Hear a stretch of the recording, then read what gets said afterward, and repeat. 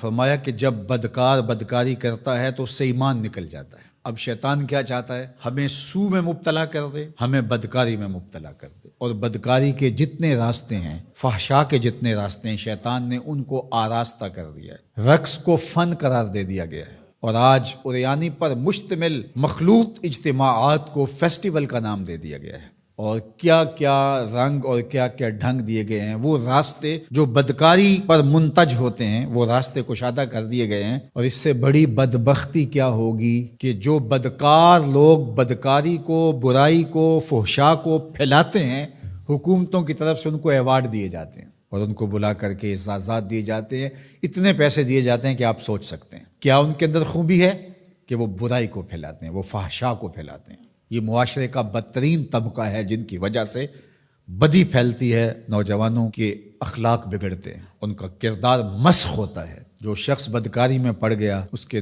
دل کا چہرہ مسخ ہو کے رہ گیا، داغدار ہو کے رہ گیا۔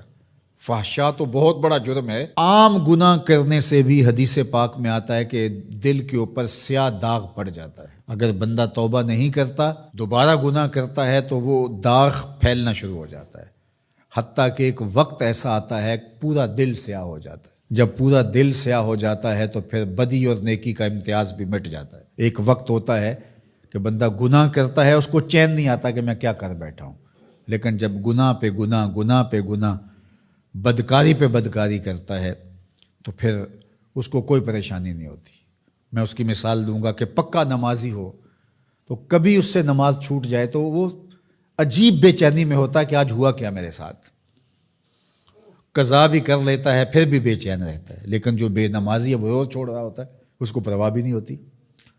اگر کوئی شریف آدمی کسی کو ظلماً تھپڑ مار بیٹھے تو اتنی تکلیف اس کو نہیں ہوتی جتنی اس کو ہو رہی ہوتی ہے۔ دعا کرو کہ یہ دل دل ہی رہے، دل مصفہ رہے، دل مزکہ رہے، دل ستھرا رہے، دل پاکیزہ رہے۔ جتنی کوشش ہم اپنے چہرے کو، اپنے بدن کو، اپنے ظاہر کو سنوارنے کی کرتے ہیں، اس سے کہیں بڑھ کر اپنے دل کو سنوارنے کی کریں۔ باہو علیہ الرحمہ نے کہا تھا، دل کالے نالوں منہ کالا چنگا، جے کو یہ رمز پچھانے ہو۔ تو شیطان دل پہ ہی قبضہ جماتا ہے۔ شیطان جاسم علی قلب ابن آدم فاذا ذکر اللہ خنس واذا غفل وسوس، تو یہ غافل نہ ہو پائے، ہر وقت اللہ کے ذکر میں رہو۔ اس لیے ہمیں 5 بار مسجد میں بلایا جاتا ہے۔ نمازیں ہیں تو ہم صبح ساری پڑھ لیں، ایسا نہیں ہے، ہمیں مختلف اوقات میں بلایا گیا ہے۔ صبح اٹھتے ہی سجدہ ریز ہو جائیں، پھر کام پہ جائیں، کام میں انہماک ہونے لگا تو پھر بلا لیا گیا، آؤ جو ظہر کے وقت، پھر گئے تھوڑا وقت گزرا تو پھر انہماک ہونے لگا، کھونے لگے تو کہا پھر آ جاؤ عصر کے وقت، پھر چھٹی ہوئی گھر جانے لگے، کہا پہلے نماز پڑھ لو، پھر کھانا کھایا، بچوں میں بیٹھے کھیل کود میں لگے، دل غافل ہونے لگا، کہا آ جاؤ پھر عشاء کے وقت آ جاؤ۔ اور نماز سے پہلے بھی ذکر، نماز کے بعد بھی ذکر، سونے سے پہلے ذکر، سونے کے بعد ذکر، اٹھتے ہوئے ذکر، کھاتے ہوئے ذکر، کھانے کے بعد دعا، آئینہ دیکھتے ہوئے دعا، لباس بدلتے ہوئے دعا، سیڑھیاں چڑھتے ہوئے، سیڑھیاں اترتے ہوئے، کسی چیز کو دیکھتے ہوئے، کسی مومن کو ملتے ہوئے۔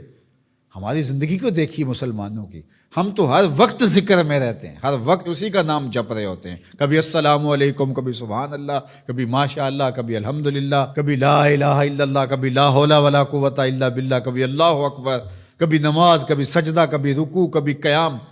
کیسی زندگی ہے مومن کی۔ اور 8 دن کے بعد تفصیلی روشنی کے لیے ہم مسجدوں کے اندر حاضر ہوتے ہیں، اس میں خطبہ سنتے ہیں، اس میں گفتگو سنتے ہیں، بیٹھتے ہیں، ذکر فکر کرتے ہیں، اور پھر ماہ سیام آ جاتا ہے تو پوری ٹیوننگ ہو جاتی ہے پورے جسم کی۔